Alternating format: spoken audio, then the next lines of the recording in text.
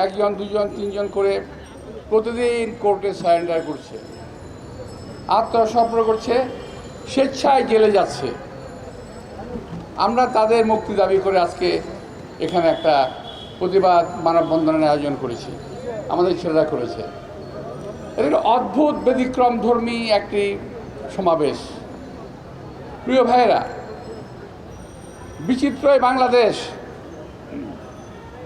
সেদিন দেখলাম সোশ্যাল মিডিয়ায় লিখেছে আমার কোনো এক ভাই 100 টাকা চুরির জন্যে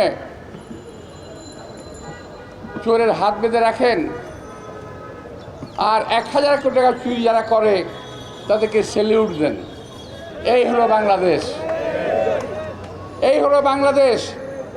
আজকে বাংলাদেশের কি করুণ অবস্থা, এটা আওয়ামী লীগ ছাড়া বিশ্বের সকলেই জানে এই বাংলাদেশ কি দুরবস্থার মধ্যে আছে। আর তার চেয়ে বেশি জানে বিএনপির নেতা কর্মীরা তারা কি অবস্থার মধ্যে আছে। আমি তো একটা এলাকায় থাকি, শাহজাহানপুরে।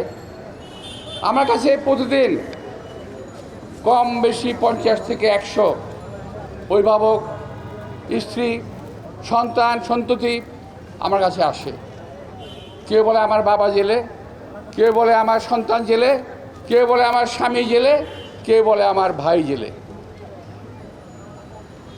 কতজনের জন্য কথা বলবো, কতজনের জন্য সান্ত্বনা দেব?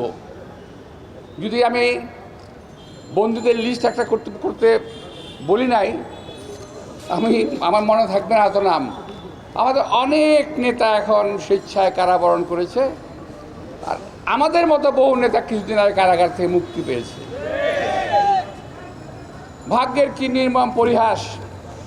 এই দেশ স্বাধীন করেছিল শহীদ রাষ্ট্রপতি জিয়া রহমান, তার দল বিএনপি।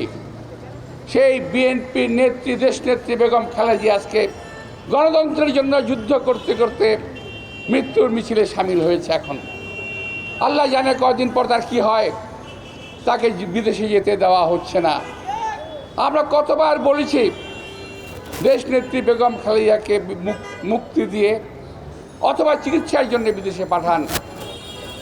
ওনার অবস্থা বেশি ভালো না। ওনারা বলছেন আইন নাই। কেন আইন থাকবে না? কেন আইন কি মানুষের জন্য, নাকি মানুষের আইনের জন্য মানুষ?